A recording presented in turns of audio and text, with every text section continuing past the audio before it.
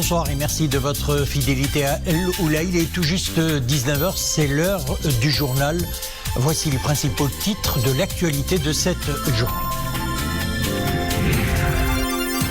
Au menu de ce journal, retour sur le discours adressé à Majesté le roi Mohammed VI au Parlement, le social dans la dynamique de développement économique à travers notamment l'élargissement de la couverture retraite au cœur des préoccupations du souverain. Covid-19, 1357 nouveaux cas déclarés ces dernières 24 heures. Covid-19 et grippe saisonnière, comment les différencier? Quels sont les symptômes qui alertent? Pour nous en parler ce soir en duplex depuis Casablanca, Dr Hanan Larj, pneumologue. Le télétravail de plus en plus adopté en ces temps de Covid-19, il se généralise à grande échelle. Certains employeurs ont même fait le choix de s'y convertir durablement. C'est le cas d'une entreprise casablancaise où 90% des salariés opèrent depuis leur domicile.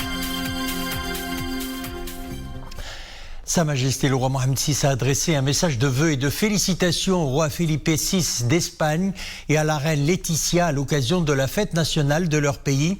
À cette occasion, Sa Majesté le roi se félicite du niveau des relations entre les royaumes du Maroc et d'Espagne, lesquels puisent leur force des liens solides d'amitié qui nous unissent personnellement et unissent nos deux familles royales et de l'intérêt constant qu'accordent les deux pays pour le renforcement de ces relations distinguées et les hisser à des niveaux avancés de partenariat et de coopération fructueuse pour l'intérêt des deux peuples amis.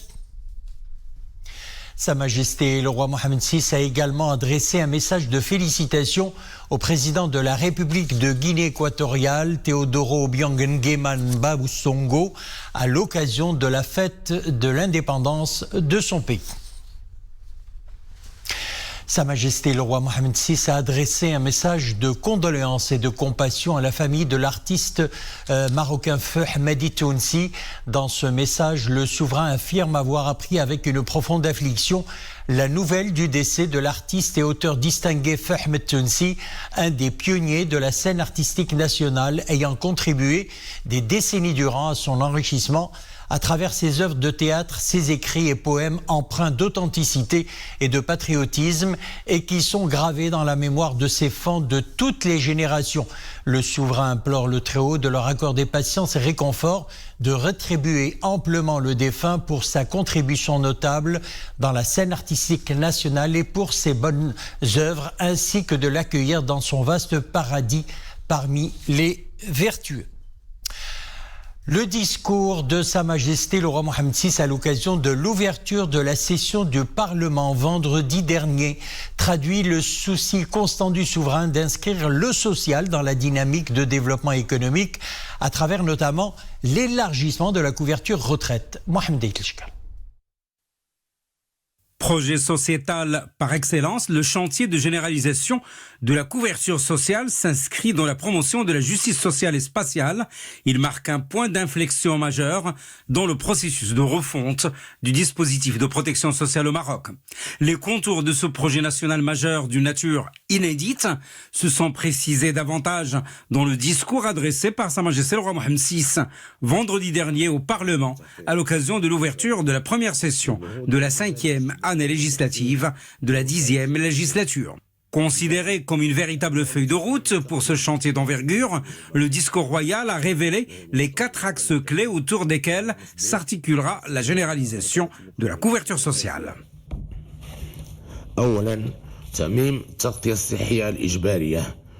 Premièrement, étendre d'ici la fin 2022 au plus tard la couverture médicale obligatoire, de sorte que 22 millions de bénéficiaires additionnels accèdent à l'assurance maladie de base, qui couvre les frais de soins, de médicaments, d'hospitalisation et de traitement.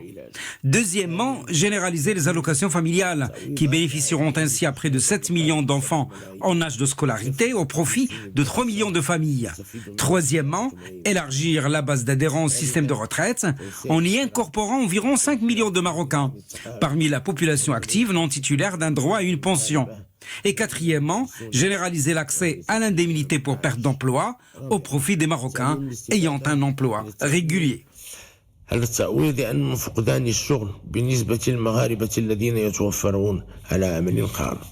Pour la concrétisation de ces objectifs, Sa Majesté le roi Mohammed VI appelle à une concertation élargie avec l'ensemble des partenaires, ainsi qu'à la mise en place d'un pilotage innovant et efficace de ce projet sociétal, dans la perspective de créer un organe unifié chargé de coordonner et de superviser les régimes de protection sociale. Le discours royal place le plan de relance économique en tête des priorités de l'étape actuelle pour que l'ensemble des secteurs d'activité retrouvent une nouvelle normalité. La future mise en place du Fonds Mohammed VI pour l'investissement permettra d'amorcer avec célérité la phase de relance économique. Éclairage avec des professeurs universitaires. Un fonds stratégique qui porte le nom de Fonds Mohammed VI. Son objectif est très important, il est ultime dans la mesure où il va permettre de promouvoir un certain nombre de secteurs prioritaires comme l'agriculture, le tourisme et notamment la toute petite et moyenne entreprise. L'objectif de se doter de ce fonds aux alentours de 15 milliards de dirhams pour relancer ces secteurs et pour promouvoir le développement économique et social de notre pays. Un fonds de 15 milliards de dirhams est un fonds très intéressant, qui va justement promouvoir et qui vise à développer certaines activités, certains secteurs, notamment les secteurs clés de notre économie. Je parle bien sûr du secteur agricole, du tourisme, de l'innovation. Et également, on a comme objectif soutenir les petites et moyennes entreprises. Faisons à présent le point sur le bilan journalier de l'évolution de l'épidémie du Covid-19 sur le territoire national. Le coronavirus circule toujours activement. 1357 nouveaux cas confirmés depuis hier 18h.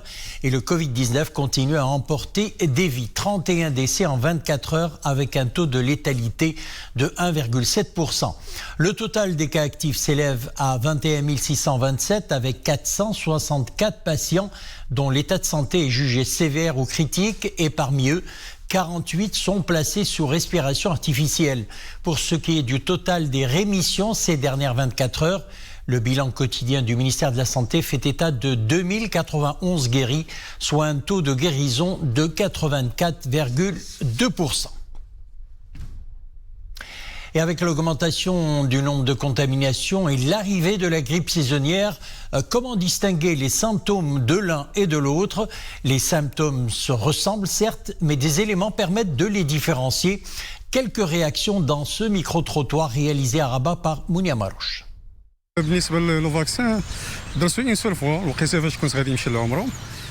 Je me suis fait vacciner contre la grippe une seule fois quand j'ai voyagé à l'étranger. Je n'ai pas besoin de le faire cette année.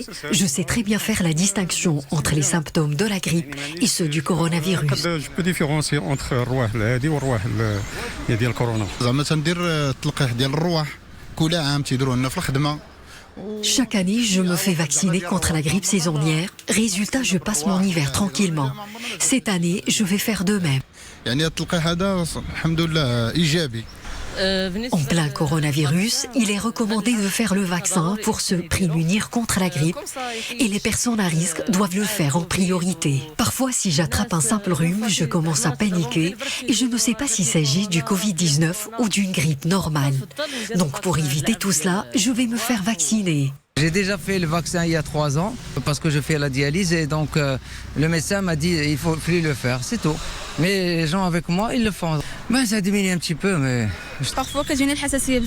Même si je suis allergique et donc fragile, je suis anti-vaccin. Mais cette année, je pense le faire car je suis considérée comme une personne à risque.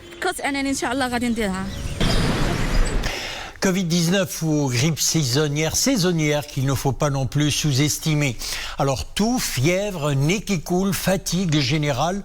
Alors pour y voir plus clair, nous avons avec nous en direct depuis Casablanca le docteur Hanan Al-Arj. Bonsoir docteur, vous êtes pneumologue. Tout d'abord, ma première question, comment s'annonce la prévalence de la grippe saisonnière si l'on se base uniquement sur les données cliniques dont vous disposez au niveau de votre cabinet? il serait prétentieux et peu fiable d'annoncer une prévalence et une estimation de l'atteinte grippale cette année uniquement via ma pratique au cabinet. Mais il existe justement un bulletin épidémiologique qui est publié chaque année par le ministère de la Santé. C'est le bulletin épidémiologique de la grippe et des maladies pulmonaires aiguës sévères et qui spécifie de manière très fiable justement la prévalence de la grippe dans notre pays et des autres maladies pulmonaires. Tout ce que je peux vous dire à mon niveau, c'est que déjà notre crainte autant que médecin et autant que pneumologue se concrétise. Notre crainte est tout simplement la grande confusion qui va être créée entre l'atteinte grippale et l'atteinte par la Covid-19.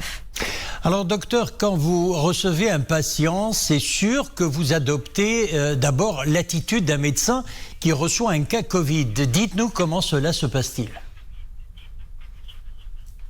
Alors, c'est de notre devoir de protéger justement nos patients qui viennent consulter pour des maladies pulmonaires chroniques et qui ont des terrains de maladies chroniques qui débilitent justement leur immunité.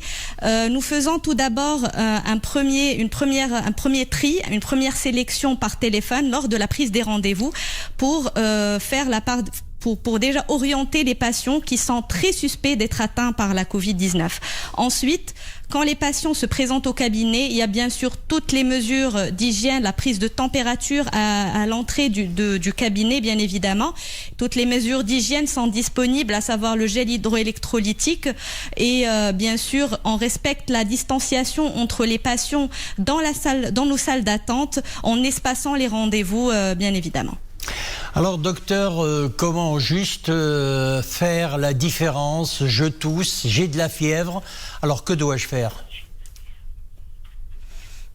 Alors c'est la question que tout le monde se pose et moi j'ai juste une seule consigne à donner, c'est d'arrêter de se poser cette question parce qu'il est très difficile justement d'y répondre, même pour nous professionnels de la santé, en dehors d'un test PCR, c'est-à-dire virologique, ou bien un test sérologique qui confirme l'atteinte par la Covid ou l'atteinte par la grippe parce que les symptômes sont très similaires entre la grippe et la Covid-19. Dans les deux, il peut y avoir de la fièvre, dans les deux, il peut y avoir de la fatigue, dans les deux, il peut y avoir des maux de tête, des signes respiratoires, à savoir une toux, une gêne respiratoire. Il peut même y avoir des troubles digestifs, par exemple une diarrhée. Tout ce que je peux vous dire, c'est qu'il n'y a pas de signe spécifique, mais il y a un signe qui penche un peu plus vers la Covid-19, c'est la perte de l'odorat. Mais ce signe peut manquer dans le tableau clinique d'un patient. C'est-à-dire qu'il ne faut pas attendre ce symptôme pour se dire qu'on est atteint de la Covid. Par contre, la consigne que j'ai à dire, et j'insiste vraiment beaucoup là-dessus, c'est dès qu'on ressent des symptômes qui peuvent justement orienter soit vers une grippe, soit vers la Covid, il faut s'isoler et contacter un médecin, justement un professionnel de la santé pour faire le plus vite possible le dépistage et essayer de ne pas justement éparpiller la contagion autour de soi. Parce que la différence entre les deux est très très très infime. Parfois il est très difficile, et souvent d'ailleurs, est très difficile de faire la différence entre les deux infections virales. Docteur Hanan Larj, je rappelle que vous êtes pneumologue. Merci d'avoir répondu à nos questions. Maroc-France, une nouvelle piste pour le renforcement des relations économiques entre les deux pays. En visite de travail dans le Royaume, le ministre français délégué chargé du commerce extérieur et de l'attractivité, Franck Riester, était ce matin au siège de la CGEM, une opportunité pour parler des moyens de doper les échanges commerciaux en encourageant davantage l'investissement et le co-investissement dans les métiers d'avenir, les énergies renouvelables, le numérique et l'intelligence artificielle. Sarah Katir. En dépit d'une conjoncture difficile, les communautés d'affaires françaises et marocaines sont décidées à approfondir leurs relations en établissant plus de synergie entre les TPE et PME respectives et en encourageant davantage l'investissement et le co-investissement. La visite du ministre français délégué chargé du commerce extérieur et de l'attractivité à la CGEM a été l'occasion pour les deux parties de souligner leur détermination à relever les défis de l'avenir. Mon premier voyage hors de l'Union européenne est au Maroc. C'est un choix important, c'est le choix qui démontre l'importance de l'amitié franco-marocaine pour la France, l'amitié franco-marocaine en matière économique tout particulièrement. Et c'est un moment où la crise Covid est toujours présente, où nous devons, et c'est un message aussi fort, continuer à vivre malgré le virus. Nous avons ici plus de 1000 entreprises françaises qui emploient plus de 100 000 personnes, dont 38 d'entre elles font partie du CAC 40 français. Nous sommes aussi nous avons discuté des liens, comment renforcer les liens économiques entre le Maroc et la France et l'Europe, des liens qui doivent être renforcés davantage, surtout en cette période de pandémie où nous avons besoin d'être plus forts et tourner ces menaces existantes en opportunités. Le Maroc est le premier partenaire commercial de la France en Afrique, tandis que la France est le deuxième partenaire commercial du Maroc. La France est par ailleurs le premier investisseur étranger direct au Maroc sur les 15 dernières années, avec près d'1 millier d'entreprises françaises opérant dans le royaume dans des secteurs prometteurs.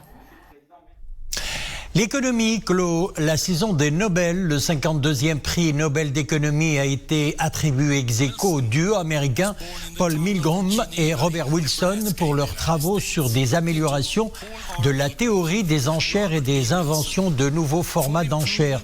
En utilisant la théorie des enchères, les chercheurs tentent de comprendre les résultats de différentes règles pour les enchères et les prix finaux et le format des enchères. L'analyse est difficile car les soumissions, ou plutôt les soumissionnaires, se comportent de manière stratégique en fonction des informations disponibles. Depuis mars dernier, les salariés du secteur privé et ceux des administrations publiques font face à une nouvelle donne professionnelle. Le recours au télétravail se généralise à grande échelle. Certains employeurs ont même fait le choix de s'y convertir durablement. C'est le cas d'une entreprise casablancaise où 90% des salariés opèrent depuis leur domicile. Alors comment le vivent-ils? Le vide juridique serait-il une contrainte? La réponse dans ce reportage réalisé par Mariam El-Messi et Mehdi Chtaibi. Ça ne se voit pas, mais Hassan est déjà dans son lieu de travail. Cela fait 7 mois que ce téléconseiller chez un opérateur de relations clients a installé son bureau chez lui. 7 heures du matin, il est déjà d'attaque. Je vous le renvoie de suite par mail. Si vous pouvez juste me confirmer votre adresse email. Mail, visioconférence et discussions instantanées, il enchaîne les échanges sans aucune perturbation extérieure. Petit moment pour décrocher de son écran l'incontournable pause café, mais cette fois-ci sans les collègues. Ça fait du bien, oui, on prend un petit café, on se détend, même si durant toute la journée on boit du café. Hassan explore les joies du télétravail. Employé autonome, il y trouve le moyen de concilier vie familiale et vie professionnelle. Ça me permet des gains au niveau carburant, je me déplace pas chez mon employeur au site. J'ai plus de temps pour ma petite fille, j'ai plus de temps pour des tâches ménagères. Systématiquement, je mange chez moi puisque tout est fait maison. Mais ils ne seraient pas tous prêts à adopter cette nouvelle forme d'organisation de travail. Les employés de cette entreprise casablancaise ont eu le choix, opérer depuis chez eux ou se rendre sur le site de production. Sur 300 salariés, 120 se déplacent aux locaux. Leur motivation, maintenir le contact avec leurs collègues. Je préfère casser, donc des fois télétravail, des fois le bureau pour... quand je suis fatiguée, ça me fait plaisir de rester chez moi, ça fait toujours plaisir de travailler à la maison. Et après, quand le travail me manque et les collègues me manquent, j'ai envie de revenir. On a une majorité de personnes qui ont fait le choix de rester durablement en télétravail. On voit que c'est un système qui fonctionne très bien, avec de très bons résultats, aussi bien en termes de qualité que de productivité. En termes de conditions salariales, le recours au télétravail n'a strictement rien changé pour ses employés. Les salaires n'ont pas baissé et même des indemnités supplémentaires leur sont accordées. Mais comment définir les nouvelles règles et obligations liées à ce nouveau dispositif? Le vide juridique apparaît comme une contrainte majeure. Au Maroc, la pratique du télétravail n'est régie par aucune réglementation, contrairement au législateur français qui a établi un cadre légal à travers l'article 1222 du Code du travail. Chez nous, le recours à ce mode d'organisation du travail hors des locaux de l'employeur a été instauré en l'absence de conditions prédéfinies. Il est impératif d'établir un cadre juridique contenant les dispositions protégeant les travailleurs à domicile. Pour l'instant, la mise en œuvre du télétravail rencontre quelques contraintes, aucune disposition juridique en vigueur. Pourtant, dans un contexte pandémique, l'expérience aura été concluante au sein des entreprises privées et de l'administration publique. Une proposition de réglementation élaborée par la CGEM serait en gestation. Voilà, c'est la fin de notre édition. Rendez-vous demain, même place, même heure, 19h.